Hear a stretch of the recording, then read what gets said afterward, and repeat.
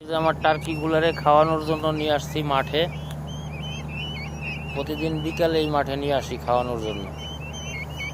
এই যে দেখেন, এখানে পোকা থেকে শুরু করে এই যে ঘাসের যে ফুলগুলো আছে এই ফুলগুলা খায়, ঘাসের পাতা খায়, সবই খায় এরা।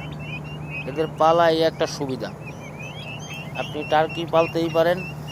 টার্কি পালা খুবই সুবিধা, কারণ এরা সব কিছুই খায়। তো এই যে প্রতিদিন বিকালে এই যে এই মাঠে নিয়ে আসি, সবগুলো এই যে খাচ্ছে।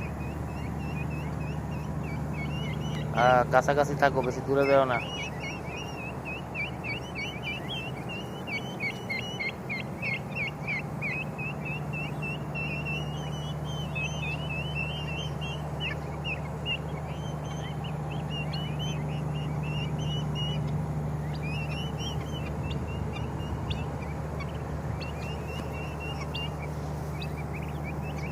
খাও খাও খাও খাও খাও।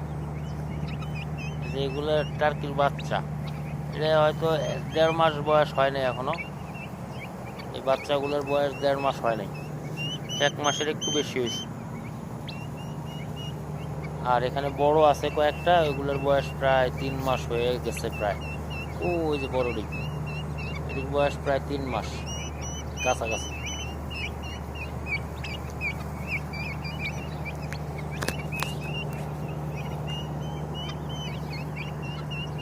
খাও, পোকা ধরে ধরে খাও।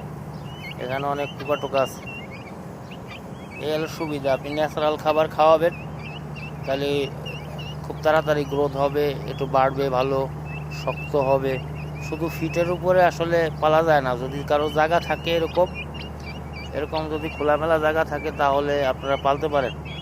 আর যদি খামার করেন তাহলে ফিটের উপরেই পালতে হবে ওদের যে খাবার। তাছাড়া এরকম ন্যাচারাল পরিবেশে যদি রাইখে পালা যায় তাহলে আরও ভালো, খুব তাড়াতাড়ি বড় হবে এবং গ্রোথ ভালো হবে, চঞ্চল হবে। দেখ না, এগুলো সব চঞ্চল, সবগুলো চঞ্চল। ওইগুলি রে, বেশি দূরে যায় না। এখানে একটা সমস্যা আছে, এখানে এই যে বড় এই যে গুইসাপ আছে, বেজি আছে, বিড়াল আছে, এই জন্য দাঁড়াই থাকতে হয়। নইলে ওদেরকে সাইডে দিয়ে গেলে ওরা খাইয়ে যাইতে পারে, কিন্তু এই বিড়ালের জন্য আর সাইডে দেওয়া হয় না। কারণ বিড়ালে আবার আগে 2টা মাইরে ফেলছে, তো এই জন্যই ভয় লাগে। বিড়ালগুলোর যদি বাইর করা যাইতো তাহলে আবার হইতো। দেখেন এই যে ঘাসের মাথা কিভাবে খাচ্ছে।